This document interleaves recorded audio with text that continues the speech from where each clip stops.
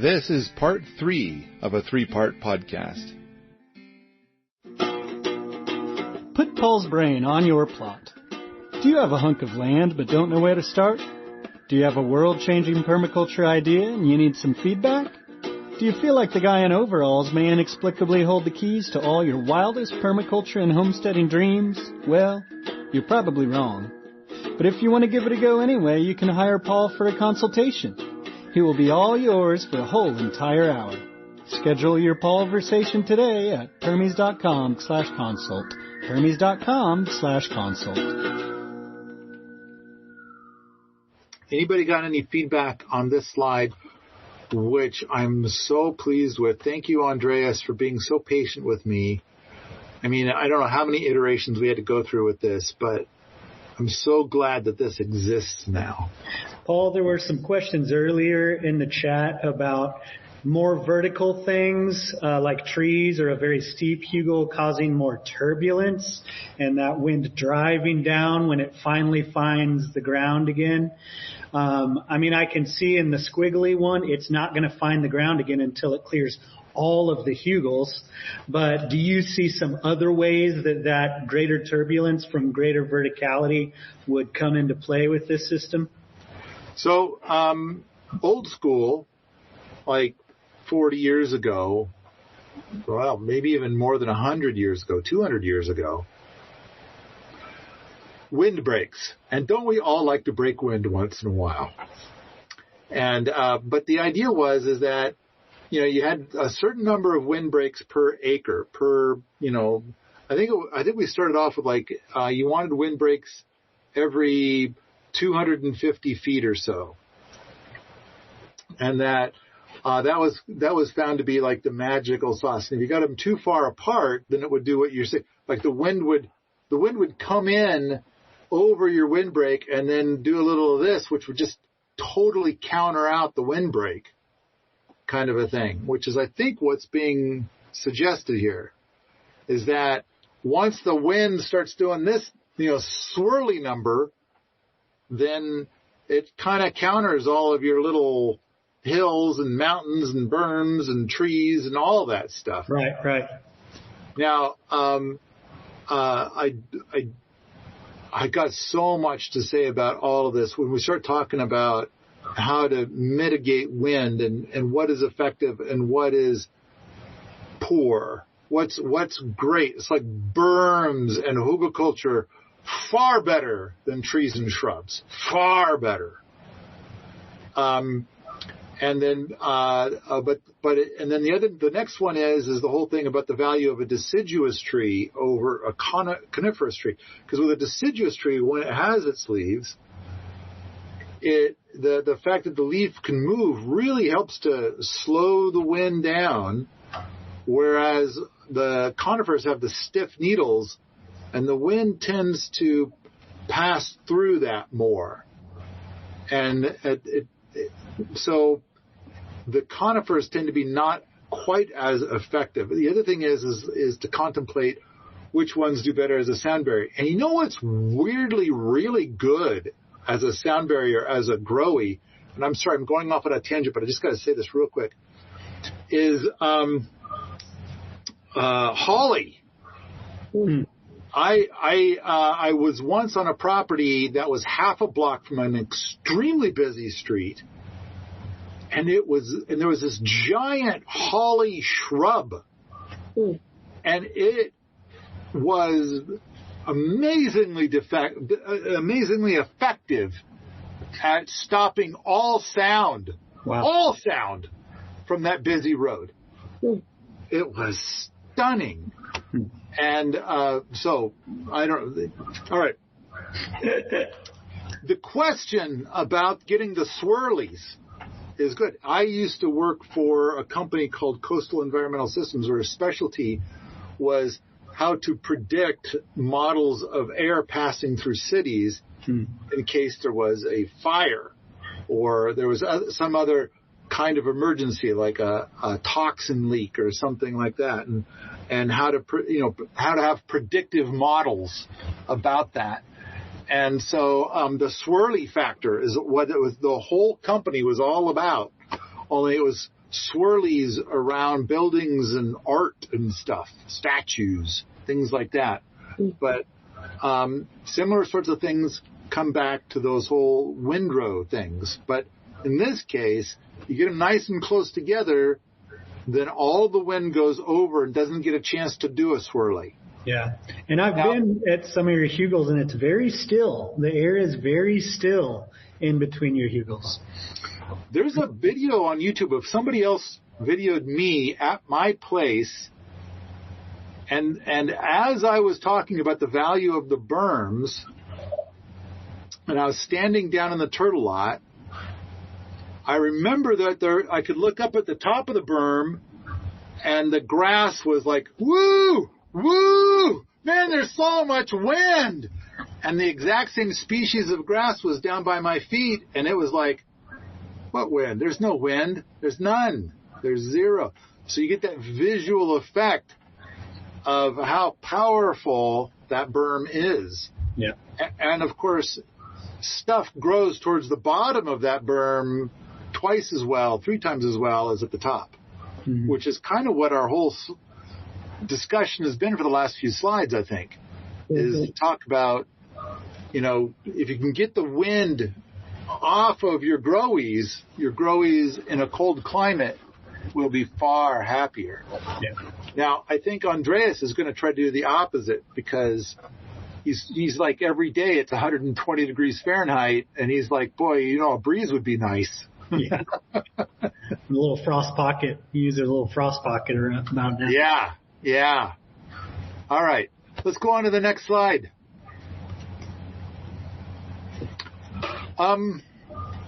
Okay. First of all, here's another picture of the Hugelkultur that we have, built on rock right next to the house. And you can see there's a whole bunch of that. And clearly this is in the summertime, but there's a whole bunch of that pennycress right there that's clearly dormant during the warm season. And it's all brown, and it's acting as a mulch while all these other growies are going crazy and being green. But the purpose of this slide is to really talk about the image on the left, which is that when making a hugelkultur, and whether you're digging it by hand or you're using an excavator, on a normal dirt or soil, then the thing that I think is the most important thing to do is to lay down a bunch of wood on the ground that is 4 feet wide. And then you're going to dig on the sides of the hugelkultur and pile it up on top. Once you can't see the wood anymore, then you need to add more wood. And then you're going to dig down on the sides more. And you're going to repeat until you're standing in a hole next to your hugelkultur that's probably going to be something like 3 feet deep. And you've made a pile that is 4 feet tall.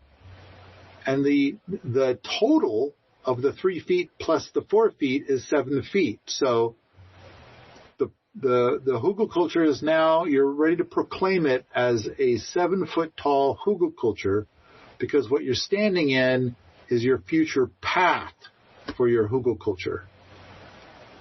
So this is the method I recommend. And so can I stress something that maybe doesn't come through on the visual here? When you say 4 feet wide, you're talking about 4 foot lengths, cutting them down to 4 foot lengths. And instead of having them facing along the length of the hugel, you're talking about putting them 180 degrees from that so that they don't roll down into your trenches. You mean 90 degrees? Yep. Thanks. Okay. It's the new 180. Half that. Perpendicular. So, I want all the directions, and it's like fair. What but you don't want to stack them so that they'll all roll down in a domino effect. I mean, like and that's kind of what I'm looking at in the image. If you're putting oak through a sawmill, then you're probably going to use the branches in your hugelkultur, right? And they'll be big ass branches, but they probably aren't going to be very straight. So you're going to be finding ways to get them to fit. Yeah. But you're right. Here, we're working with a lot of conifers, and the wood tends to be pretty straight.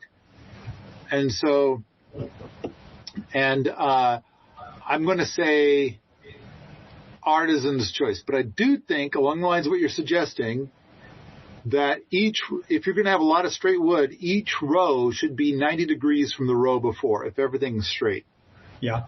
A bit Lincoln log-ish. I don't think Lincoln log is the right word or the right phrase, because that's going to have an interlocking piece. This is going to be fair.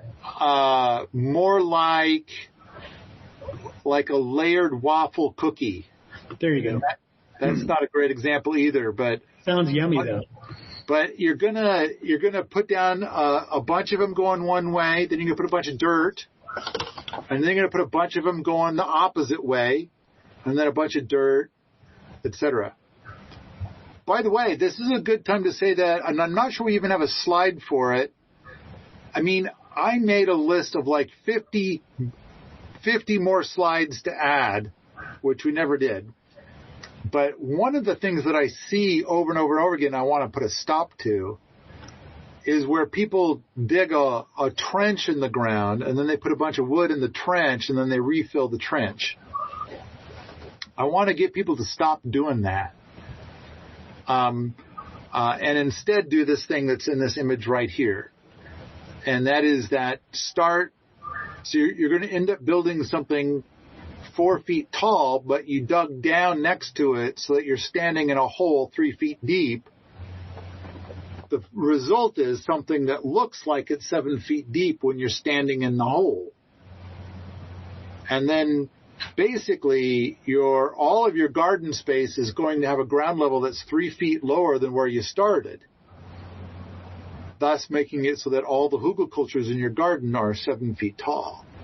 But you only put the woody bits in the top 4 feet, not in the bottom 3 feet. So this is the thing that I advocate for now. So so you're saying, like, you're concerned about the structural integrity, which I love that you're thinking that way. Only because all of the pictures make it look very much like they're going in a line and that they're all round and straight. So I just think it's important to say that's not necessarily the situation here. Good point. Kind of hard to draw that in a 2D thing. It is. That's why it's important to say. I imagine Andreas could make a 3D animation pretty easily to show it in a much better way, even though he lives in Colombia and will never build one. Yeah.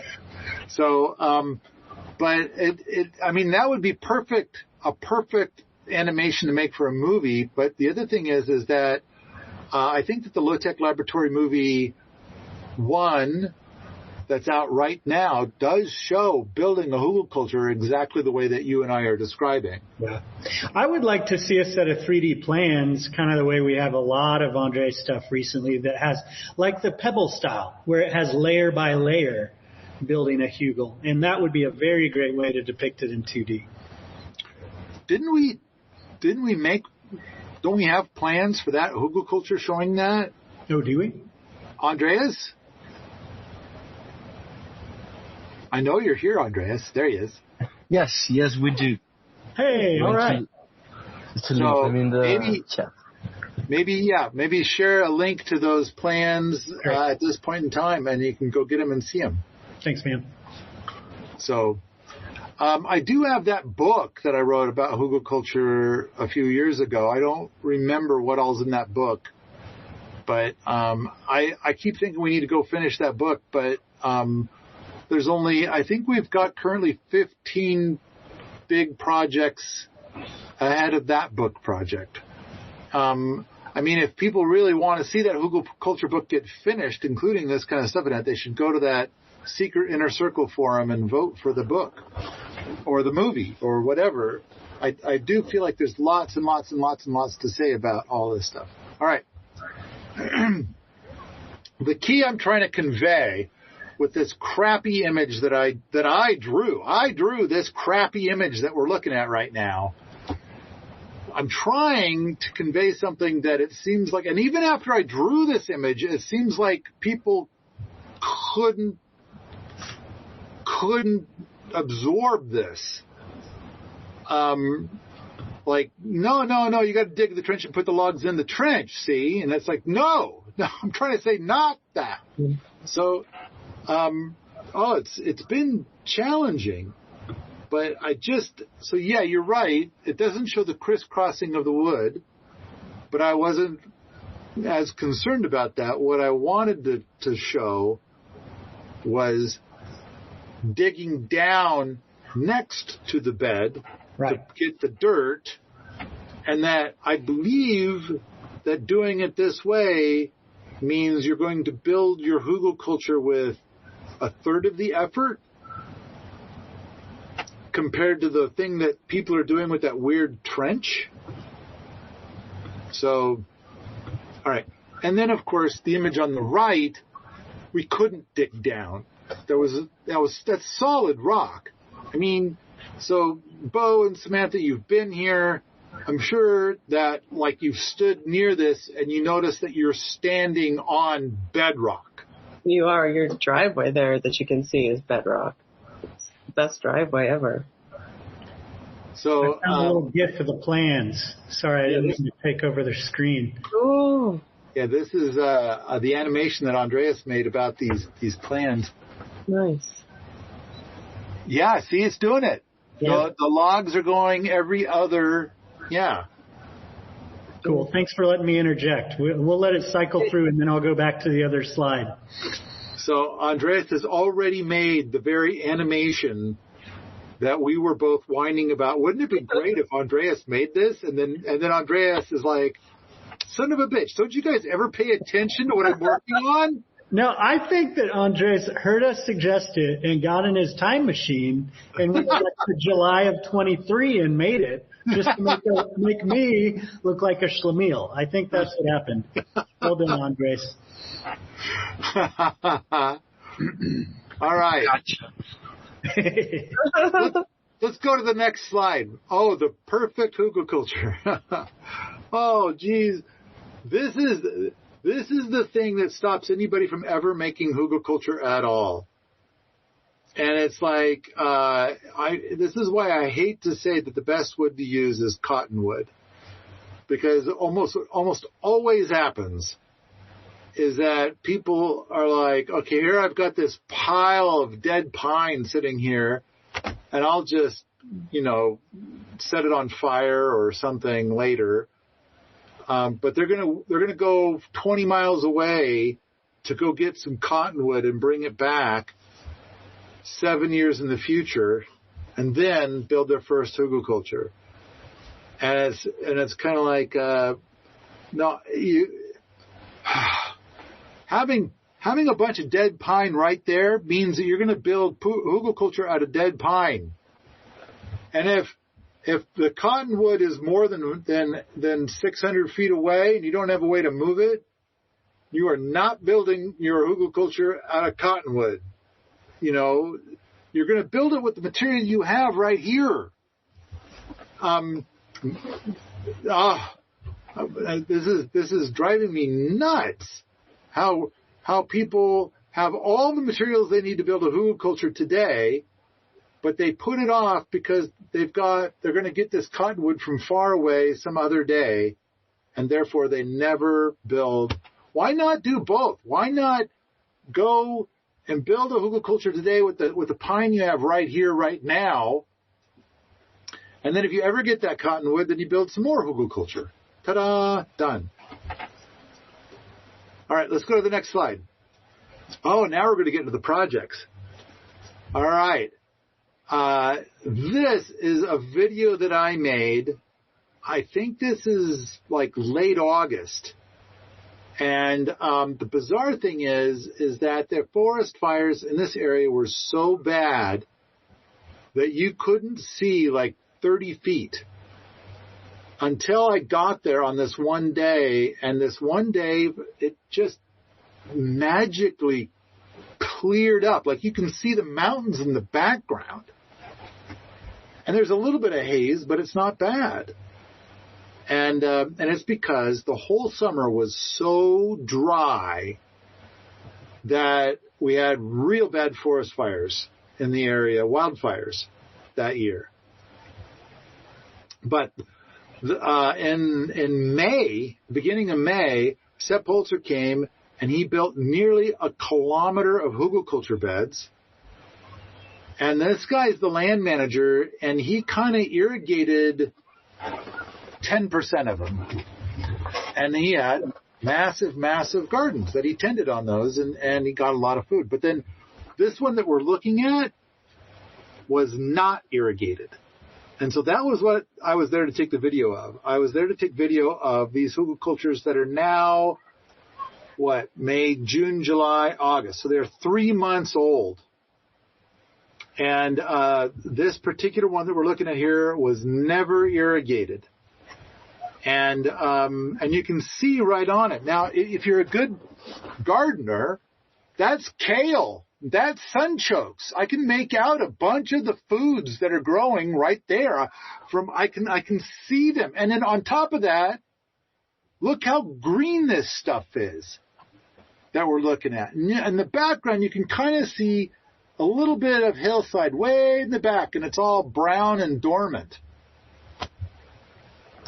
So this is the magic of hugelkultur at work, right before your very eyes. And I took a video of it, and some of the comments in the video were so awful, so bad. It's just a fucking weed patch. There's no garden there. And so, I kind of felt like, no. The problem is that you're a fucking idiot and you don't know anything about gardening. If your mission in life is to make Mother Nature your personal bitch, flatten out the land and plant everything in rows and pluck out every weed and irrigate every day, then sure, this is not that. This is better.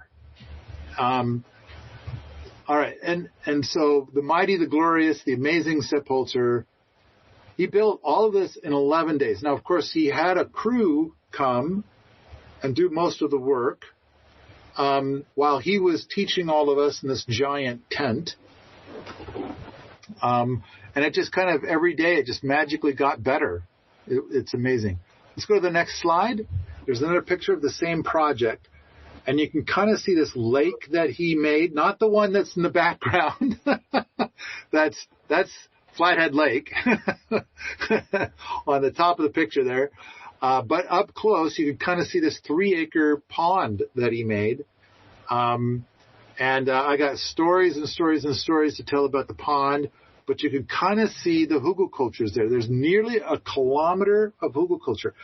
And this strip of land is gravel. And I'm not sure, but I think what it is it's like somebody must have had an airplane, and this is an airplane landing strip. That's my only guess at what's going on with this big, long strip of gravel in this spot. So it's extremely well drained, and uphill of it is this kind of swampy muck. Now, I know that a lot of permaculture people are going to get upset and say, like, you should leave the swamp alone. And one could argue that, but different artisans have different views on how to go about stuff. And so Sepp got here and he wanted to do this particular thing. He wants there to be lakes and streams and creeks and ponds and hugelkultur. And so he did something that's different. There's still swamp all over the place, but it's mixed in with this also. So, 6 foot tall hugelkultur. Sepp Holzer used to do hugelkultur 3 feet tall, but of course the bigger hugelkulturs don't need as much irrigation. You can grow more variety on them. And so he now uses much larger hugelkulturs, and these are all 6 feet tall.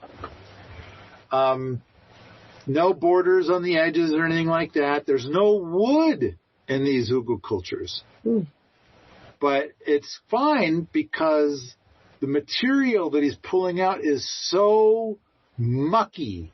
It's such a muck. And then, of course, as he's digging it up, it's got all kinds of cattails and other things in it, and he's stacking it all up. And so it's a no wood hugelkultur. And it clearly did great. Of course, if you're starting with a muck, you're definitely starting with something that resembles soil. Yes. And so and if it had wood in it, it would be even better. But it's doing great. Most of the food that grew there in the first year did not get eaten. It just was left to rot. It is, however, a beautiful paradise, and of course, Sepulcher is amazing. All right, let's go next slide, please. We can kind of see a little bit of a zoomy zoom of what we were just looking at. Oh, yeah. And and look at those curvy shapes. Yeah. This, he built this, I believe it was 2012. So,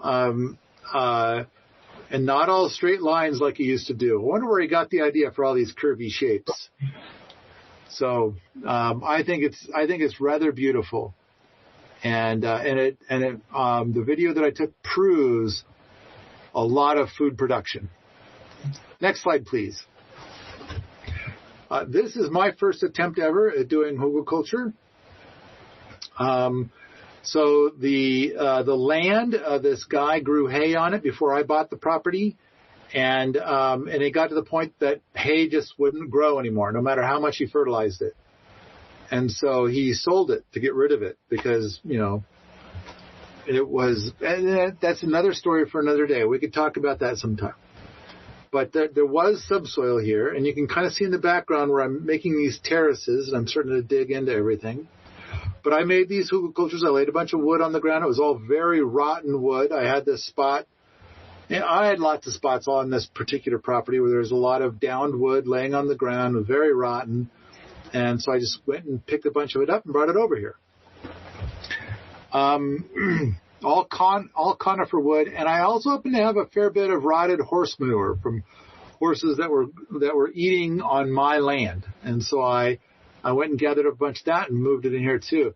I want to show you pictures of all the green lushness that grew, but it turned out that although I planted to feed myself, I ended up feeding a lot of deer in the neighborhood, and so damn.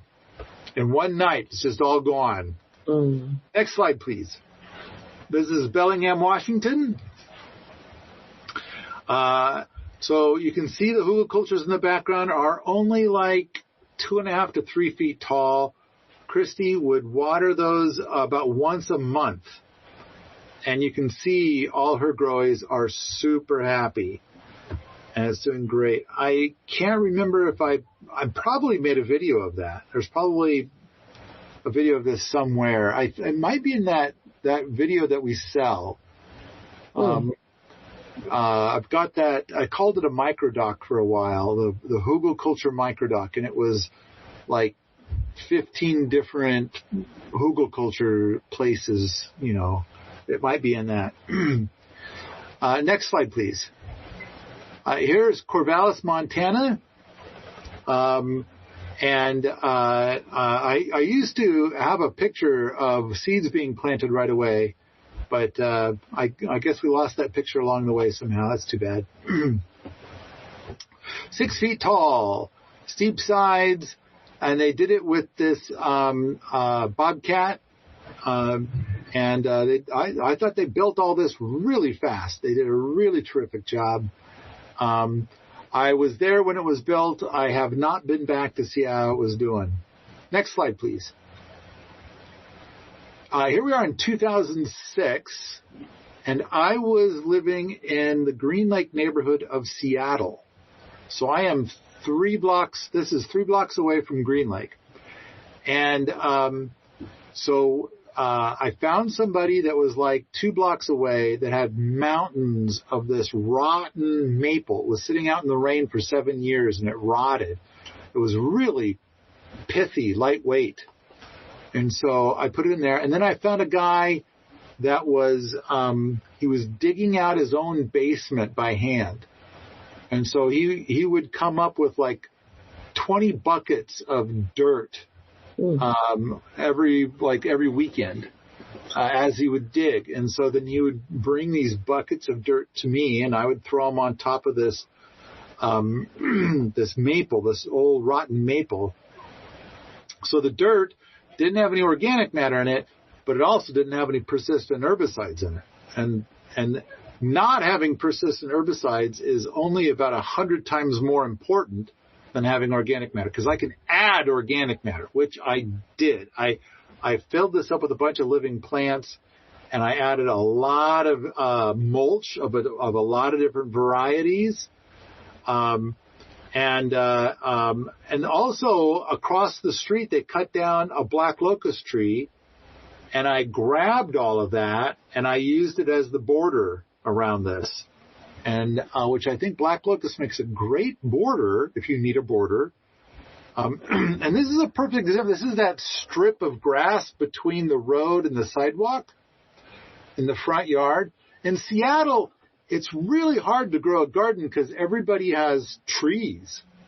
And so to get a little patch of sun is tough.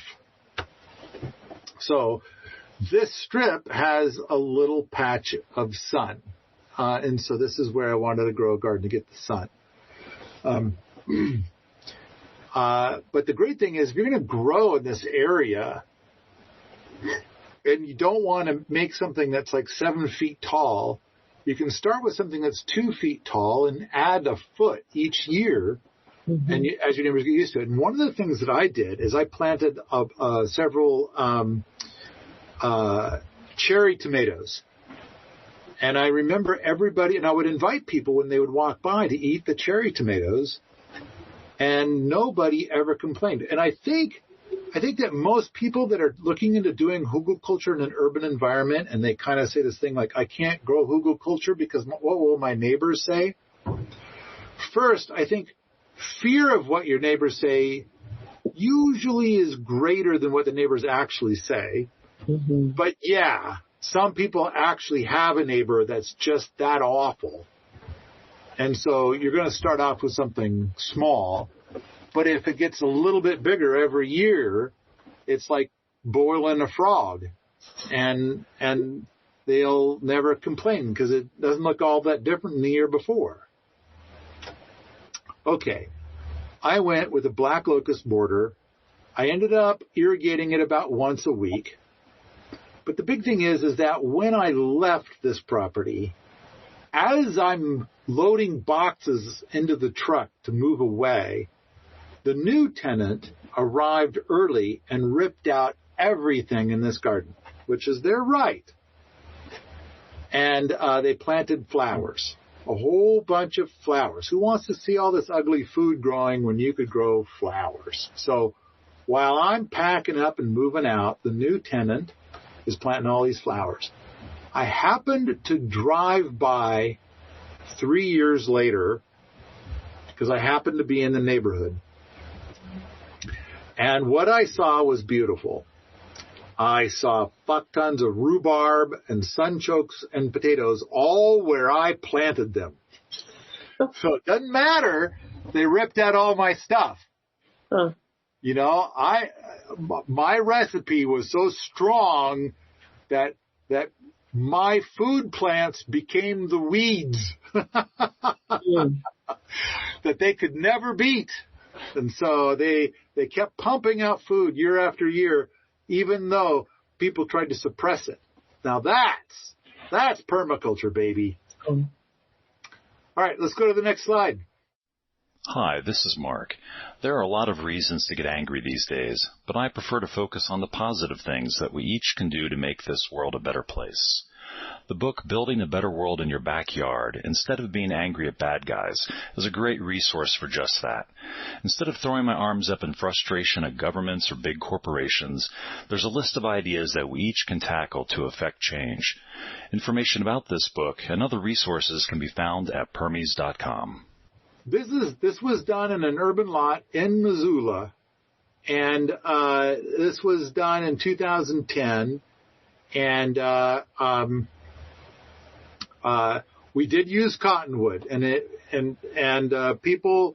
There was like a dozen people that were just crazy excited about me leading this event, and I don't know, it was like 3 hours I was there, and we just whipped this together.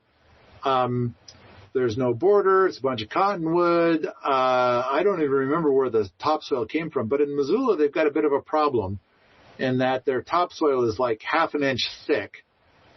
And then it's all gravel and giant rocks underneath that. And it's because we're on the lake bed of ancient Lake Missoula. Mm-hmm. The famous lake that drained at the end of the Ice Age and changed the landscape of Idaho and Washington State. So, but this is where it all drained out. And as it drained out, it just kind of took all that topsoil that was there with it, all the muck at the bottom of glacial Lake Missoula. It took it all with it. And so it's all gone. So it's just a bunch of rocks. So, somebody brought in a bunch of truckloads of cottonwood and a bunch of truckloads of dirt that they had from someplace, and then we made this hugelkultur. I never went back to see how it did. I'm sure it did great. But I do know that this is one of my earliest hugelkultur videos, to build a hugelkultur. This is also about, the next slide is also about the same age. And this is a guy where he just kind of, he has all these other projects all over the region. And he's got these giant trucks. And so he's at some project and he ended up with a bunch of spruce slash. And he needed to dump it somewhere, but he needed to get his truck back out on the road. So he just dumped it in his yard. And then it just sat there for a couple of years. And then another project, he had a bunch of fill dirt that he needed to get rid of, but then he needed his truck back. So he just kind of dumped it on top of that.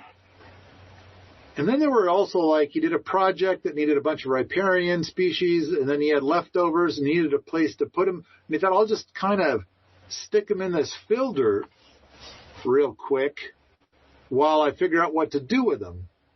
Next thing you know, he's got this jungle in his yard. And this is at the end of July that I videoed this, and everything else in Missoula is bone dry, except for this one little patch of green at his house, which is kind of an accident. So it is a way of proving that hugelkultur works, but he kind of has an accidental hugelkultur. All right, next slide, please. I wanted to get new images made from Andreas and pictures from Allerton Abbey. We've got great pictures of this, but okay. Outside the front window of Allerton Abbey, the idea was to build, somebody said, let's just build one giant, long, really tall hugelkultur. So that way when you look out the window, you have this beautiful garden view. And I think that's a pretty good idea, but I took it further. I said, instead, let's do 4 short hugelkulturs that are perpendicular to that idea, because, and not only that, but then the angle of these hugelkulturs radiates out from the glass view inside of Allerton Abbey. So that way, when you look outside, you see 4 times more growies than if it was just one hugelkultur running by the windows. And I think it turned out great. However, when it was being built, the math that I gave to the boot camp was wrong fortunately for me, the boots were so cool and so awesome that they just rebuilt the whole thing in a day, and as if nothing happened. They covered up my mistake. But the thing that I did was, as I said, they're going to do that thing where they lay the wood down and then they dig next to it. And then they laid down wood that was 7 feet wide, and then they had a gap between that was 7 feet wide. And so then when they dug down, then they ended up with these hugelkulturs that were like 11 feet wide, and the path was only 3 feet wide. Mm. And it's like, okay, that's not okay.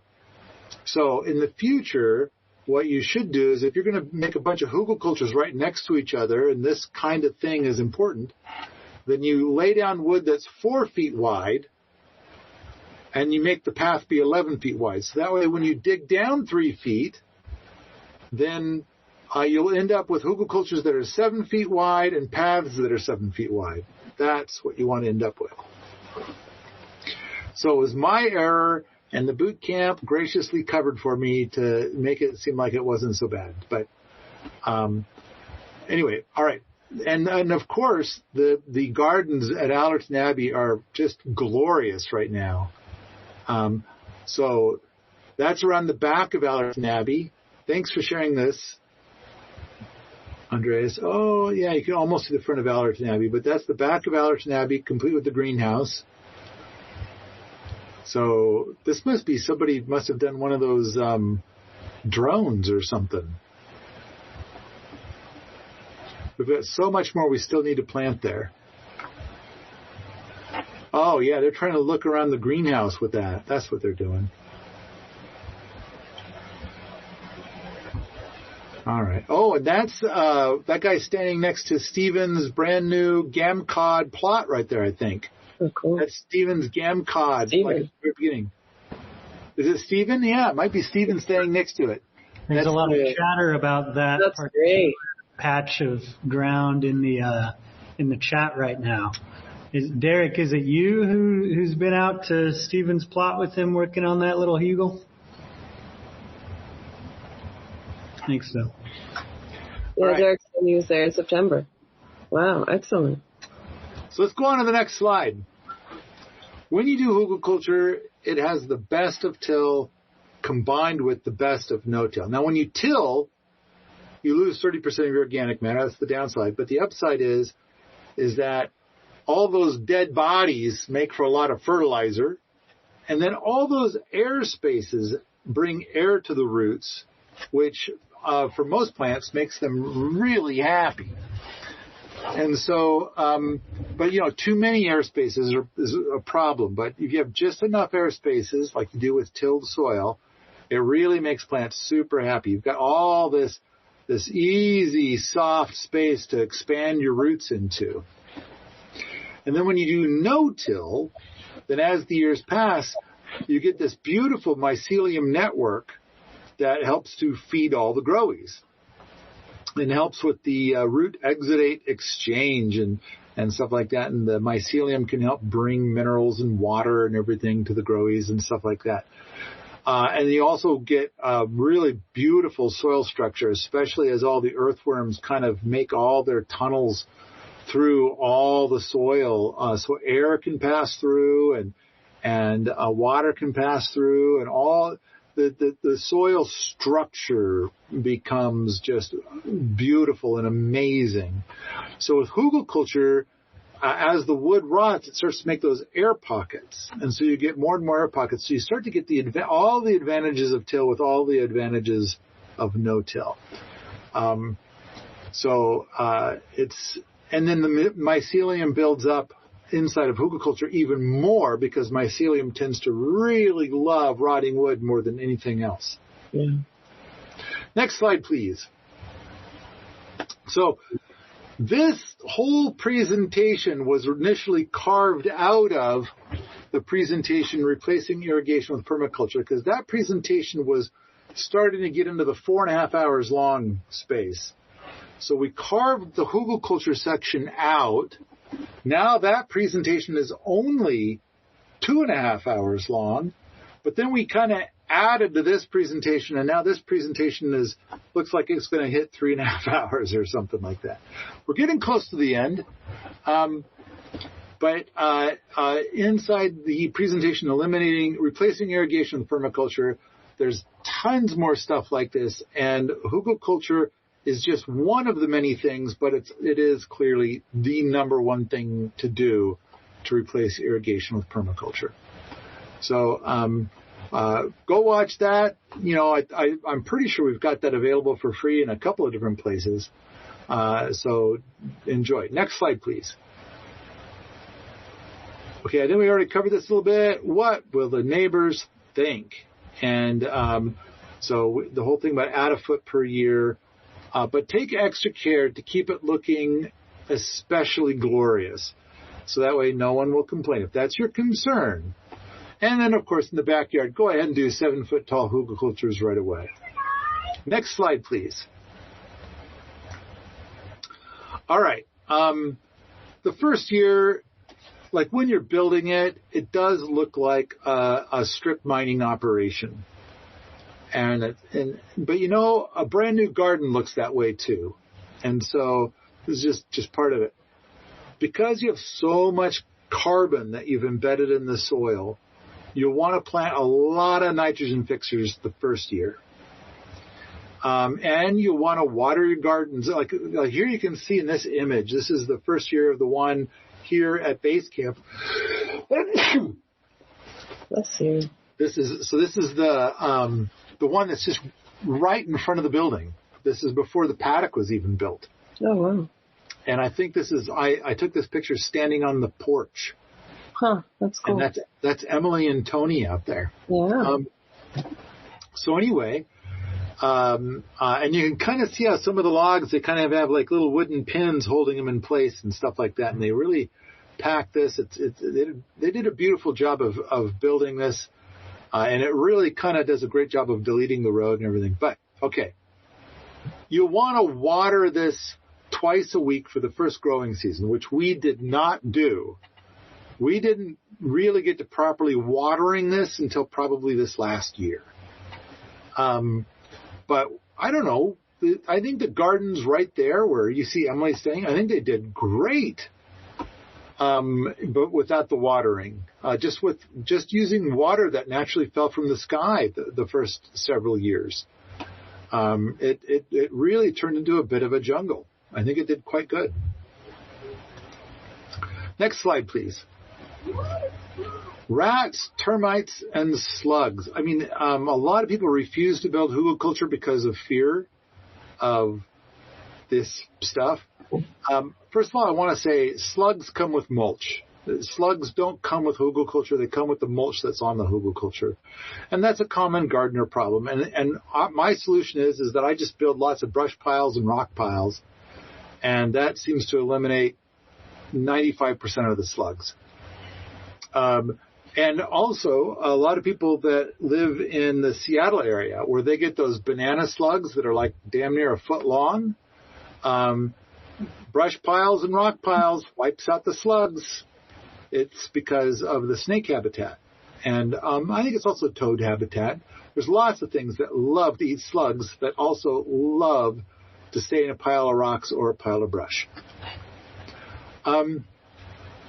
I have never seen a single rat in hugelkultur, but I can imagine it. I know that a lot of people say that they have fear of it. I wouldn't be surprised if somebody had a rat. I suffered from here at this property. I suffered from rabbits and chipmunks, but once cats showed up, that problem was completely gone. And the predator for those things could have been something other than cats. Sepp Holzer says that if he has rats, whenever he sees rats, he brings like kitchen scraps out to feed the rats. And what he says is that rat predators notice the rat food and then they show up to get rats. Mm. So then balance happens. I did have some trouble with turkey and deer until we put up the paddock fence. I don't know if I've ever even seen a termite in all of my life. But my understanding is chickens think termites are yummy. Next slide, please. Oh, and here's where I was. So this is the part where I'm talking about, like, if you want to see us make a Hugelkultur book or movie, you got to go into that private forum called The Secret Inner Circle. And that's for the people that have backed our past Kickstarters. If you don't have access to that forum, I think the best you could do is to go to the tinkering forum at Permies and just make general whiny sounds. I don't know. But we've been misled by the general public way too many times. This private forum has been great. And so this is all of, I think we got like 9,000 people that have backed our Kickstarters in the past. And so we go and we ask them, like, hey, what should be our next projects? And I can tell you that GamCod is the one that is number one right now. And so we recently recorded some stuff about our 2025 GamCod effort. We did have some people submit stuff for 2024 GamCod. We're hoping that we get so many people contributing this year that by the end of the year, we're able to put together a GamCod movie. But when we look at the list, I think like anything about Hugelkultur is like number 15 or more on the list. So we probably aren't going to make a Hugelkultur book or movie sometime. But if you feel like you want to learn all, because I do feel like there's 10 times more stuff to say than what we could squeeze into this presentation. If you want that, for whatever reason, you've got to get your way into that Secret Inner Circle forum and vote for it. And then we'll, there's the picture. That's the gardens in front of Allerton Abbey. And that looks like that has to be like the first year or two. No way. That was last year. It's got the yard hydrant, so it was last year. Oh, yeah. So it's probably going to get its first watering. But that looks like it's a little dry still. I don't see a lot of mulch laid down. Look at I those do see a lot of walking onions everywhere, which kind of has become our signature for everything. I want to see a book. I'm asking you people to help me beg Paul to make a book. And if you have pie, to do this. If you do have access to the Secret Inner Circle forum and you have pie, you can upvote twice. Hey, there you go. Yeah. Your vote counts twice as much. So, all right. There's a lot more to say about Hugelkultur. And if we go to the next slide, it's our finishing slide. Okay. Hey, we did it. Wow. What questions came up through the middle of this that we haven't addressed yet?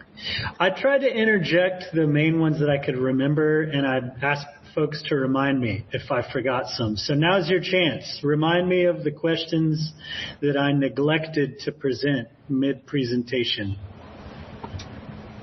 There might be a lag, so we'll give them a minute. Looking at my list of slides that we never managed to put in, plant your Hugelkultur right away. Like within 5 minutes of building it, you got to get the seeds in it right away. Because if you don't put your seeds in, Mother Nature has her own seeds that she'll put in there, and you won't like those as much. Let's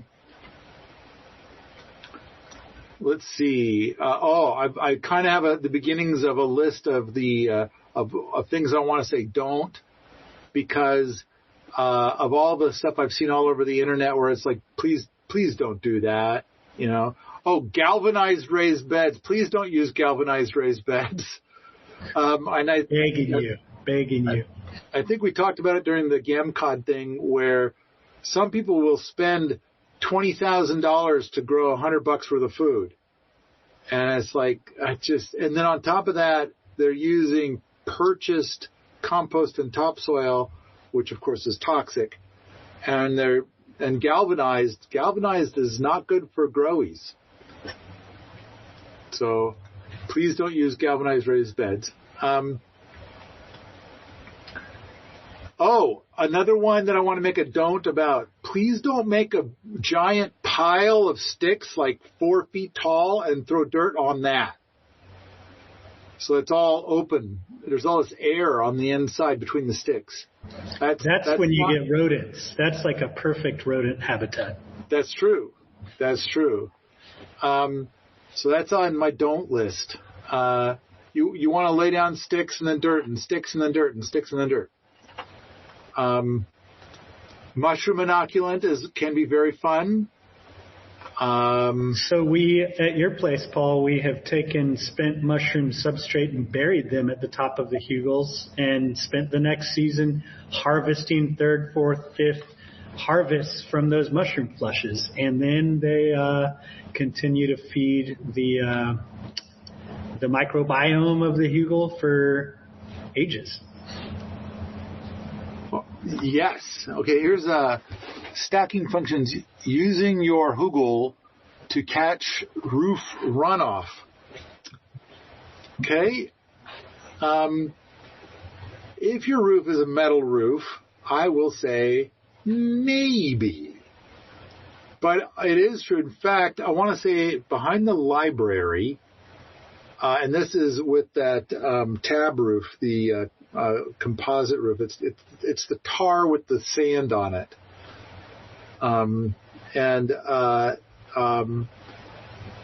But there's a gutter, and the gutter in the back would route the water to a certain point, and somebody dropped a peach pit there or something, and so then we had this 12-foot tall peach tree growing there.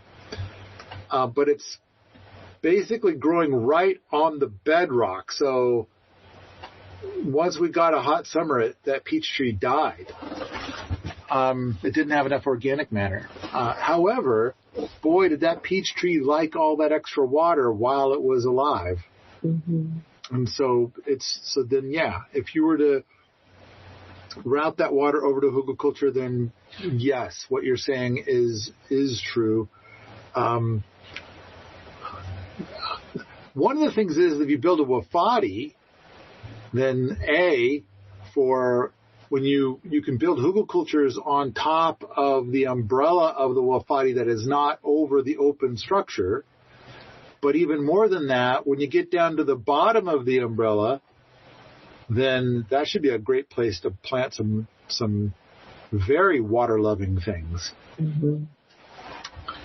So, but yeah, I feel a little iffy trying to harvest water from something where the water could be gross. I mean, people who are putting a rainwater catchment system are usually installing a first flush at their downspout, and that accounts for, something like 95+% of the physical debris. And what you're getting is an improvement. But, I mean, in my mind, that's like removing tape from cardboard. You got rid of the tape, but there's a lot of stuff you're not getting rid of. I think that with just the hugelkultur itself, once it's established, like once you've built the soil, if you had to build it, or if you started with soil, then you don't need that extra water. It soaks it all up like a sponge, even if you just get snow melt. Yeah, it's all ready to go. You don't need to add any other water to it. Derek wanted to, talk a little bit more about like brand new cut wood versus old punky wood. I think we covered diversity a little bit, but maybe touch on that again. Yeah, diversity is good. So like, here's a patch with your newish stuff, and here's a patch with your punky stuff. That's the best. Punky wood's going to be a little bit better than your greenish wood, mostly because it's easier to move around in order to build the hugelkultur. But it's and you can mush it into space if it's super punky. Yeah, there's that. Yeah. But the green wood's going to last longer, so it's going to make your hugelkultur last longer. The punky stuff's going to probably have your hugelkultur deflate faster. It's a mix. Diversity being the best solution of them all. One of the notes I have here is hugelkultur versus biochar. if you live in a tropical climate, biochar is the best. And if you live in a cold climate, hugelkultur is the best. And if you happen to have a little biochar, fine. Like through homesteading, you oftentimes end up with some char. Like, oh, for some reason that piece of wood didn't finish burning in the rocket mass heater. Well, let's pull it out and set it aside. That's char, man.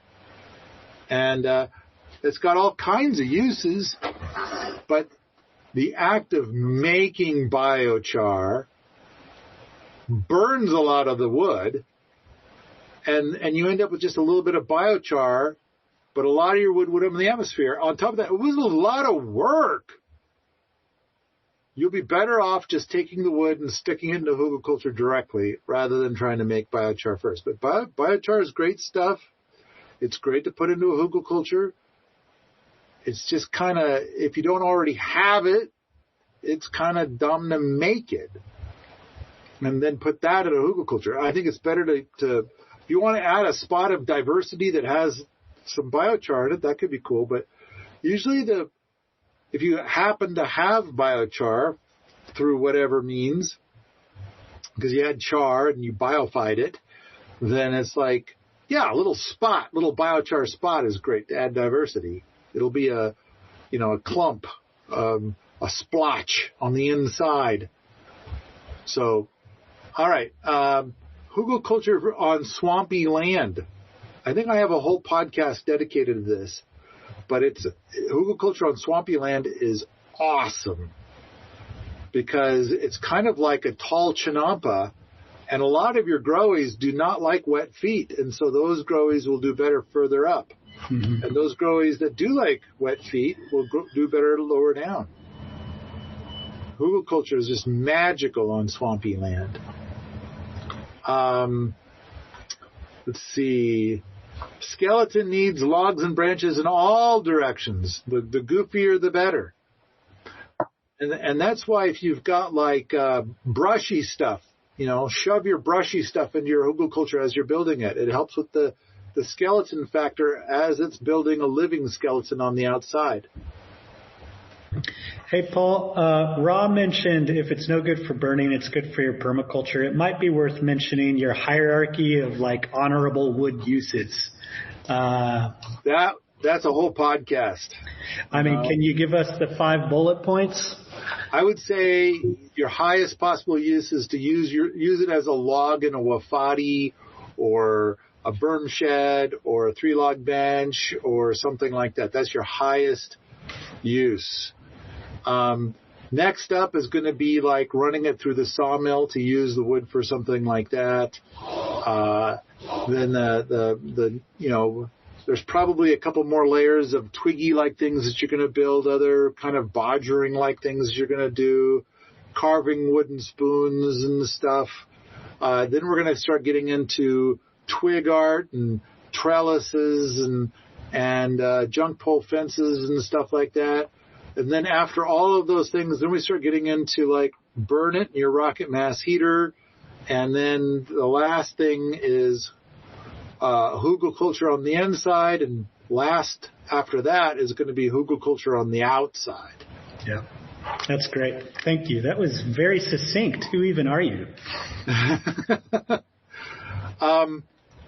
want to say that I have an hour or two to say about building hugelkulturs bigger than 7 feet tall and even keeping them still 7 feet wide while going like 11 or 12 feet tall. And then once you do that, you're going to need paths on this very narrow thing and the many flavors of paths. And when you do the paths, don't lay down bark or sawdust on the paths. You want to put down rocks or gravel, because you don't want to make the soil there so good that now you're wading through growies every time you're trying to use the path. Mm-hmm. You want that path to still be there. There's a lot of good reasons to make your hugelkulturs 15 feet tall, 20 feet tall. And that's another conversation for another day. I've got so many things to say about how to make it utterly glorious when you do this. Goes in the book. Yeah. Well, this is a bunch of, I'm looking at my list of stuff for this, that like I could make slides out of this stuff, and I'm skipping over a bunch. So we've got so many hugelkulturs here now to talk about, all the details, all the things. We could talk about the soil test that we do looking for moon dust. Oh boy. Oh, and how we currently kind of, when we have some of our hugelkulturs that are, they're pretty straight up and down, but they start to get these little bunches of shallow accumulation at the bottom, how we've kind of gotten to the point where sometimes we go and we dig all that up and throw it back up on the tippy top. We've done some of that. All right. My list goes on and on and on and on with all the other things that I wanted to add into this presentation, but it's been 3 hours, over 3 hours. We got to stop at some point. Has there been any other questions brought up? Oh, look, here's a video of my, I think this is from a couple of years ago. Man, look at that. So beautiful. Look at all those weeds. Yeah. Looks horrible. Who's taking care of that thing? You can see the potatoes at the bottom. There's that giant rhubarb right there. There's a tree behind it that's trying to get started. There's that asparagus plant. There's the potato. Why do people keep planting all those potatoes in a big bunch like that? They're kind of making this little monocrop patch. This year there was a giant kale that was growing there, and the deer obliterated it because the deer still have access to this little patch here. So anyway, thanks for bringing that up, Andreas. But were there any other questions that anybody had, or are we done? They had a chance. That's it. Yeah, we got it. All right. If you like this sort of thing, come on out to the forums at permies.com, where we talk about hugelkultur, homesteading, and permaculture all the time. Thank you. In a world on the brink of social collapse, one website stands above the rest to fight back the zombie horde of corporate trolls. Permies.com. Take back control of your destiny and protect your loved ones from the toxic gick coming at you from all directions. Strap on your overalls and start building that bunker of abundance with the good vibes and friendly, helpful insight found at Permies.com.